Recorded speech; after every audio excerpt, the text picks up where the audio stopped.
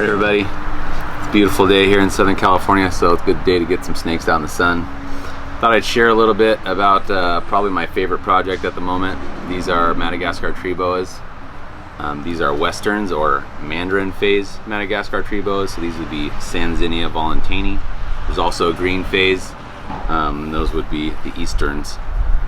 So I'm hoping that this is the part one of a two-part video. I do have a female that I'm pretty sure is gravid and hopefully going to be dropping some babies here in a couple months. So if that happens, I'm going to be over the moon excited for one, and also you know, we'll shoot another video with the babies, so that'll be pretty special. So these are pretty wonderful species of snake to work with all around. They're not common at all. I took one of these are two females that I have. These are both 2019s. I took one of them to a reptile show we did a couple months ago, and maybe one out of every 15 to 20 people even knew what they were, and most of those people had never even seen them.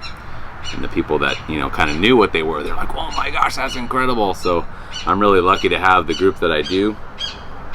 They're almost impossible to find right now, it seems.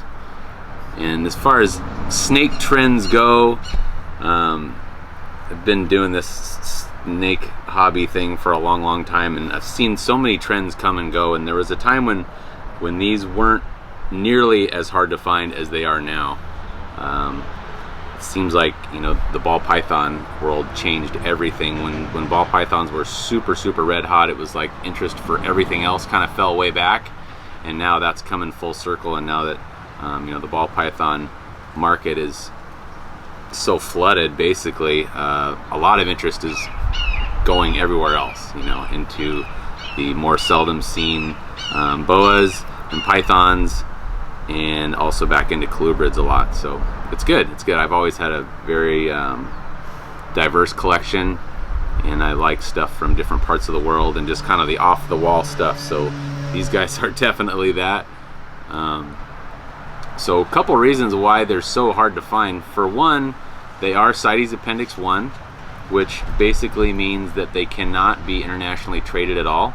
None of them are coming out of Madagascar, and none of them are coming from other countries either. So basically what's in the US right now has to satisfy the market, whatever that may be. And for these, I feel like the market is super strong, just getting stronger now that you know, we're seeing a shift in the reptile market in general, away from ball pythons, kind of getting into everything else. And these things are just amazing. I mean, the look of them is amazing.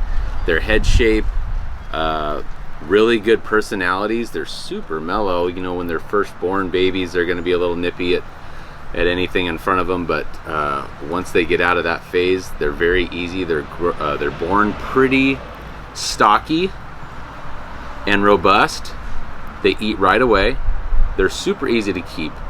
Temperature requirements, I keep these two girls here right about 85 during the day, a warm spot of 85, cool spot mid 70s, and they have just thrived since I got them 2 years ago.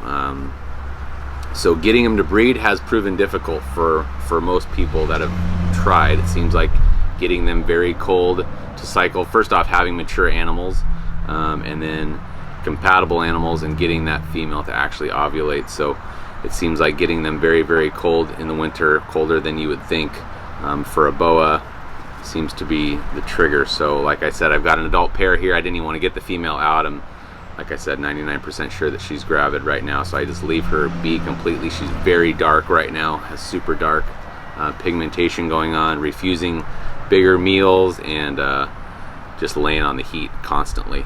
So I'm pretty sure that we're going to have some babies here, I hope. That would be really a huge thing for me. I'd be stoked. These ones are still a couple years away from potentially producing, but I do have a 2.6 or 2.4 group going on, and you know, I'm hoping to produce some of these things in the future. So the mandarin phase, these are mandarin phase. They kind of have this brownish yellow coloration going on as babies. There's a lot more red on them. I'll probably throw a few pictures of the babies in this video just to show you guys the difference. And then as they grow up, a lot of this color will fade out a little bit. They're certainly a lot more brown than they were, you know, just a year or two ago. And then my biggest female and male are not as much yellow going on. The color does kind of I wouldn't say it gets drab, but it's not as colorful as the babies. But it doesn't make them any less awesome. And their head shape, everything about them is really great. So as far as tree boas, you know, I don't think they should. They are called tree boas, but they really spend a fair amount of time on the ground.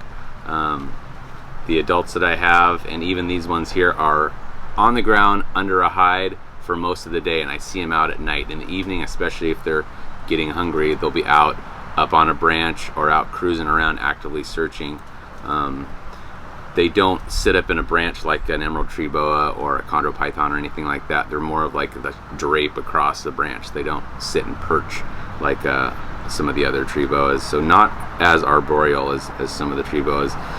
Now the green phase are absolutely gorgeous. A lot of them can be gorgeous. I had a green male that was probably the nicest one still that I've seen to this day, almost 15 years ago, and I could not find a female for him.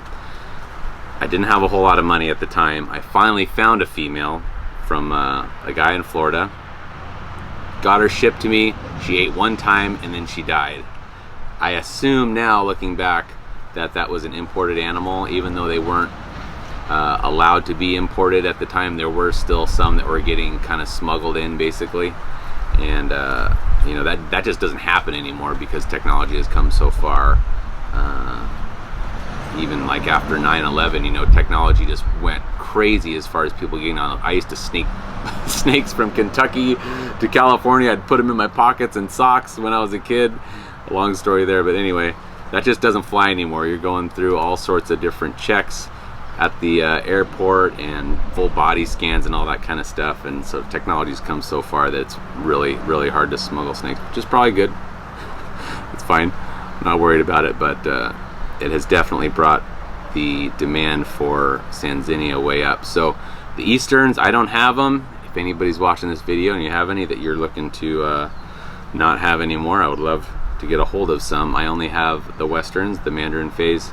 The Mandarin phase are a little bit more common than the Easterns. They get a little bit bigger, seem like they might be a little bit more hardy, based on my own experience, but they're both really, really amazing animals. I mean, look at that head. They're about as I call them as close to a Bushmaster as I'm allowed to have. Just a very offset head, and they've got this head little pivot on their neck. They look when they're looking around. They kind of they just have an intelligence about them when they're looking at stuff that you don't see with all the snakes. And they're very active, searching around, checking their places out. They're not head shy.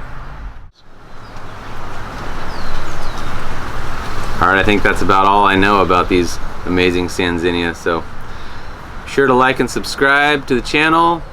Thank you guys for watching. Have a great day.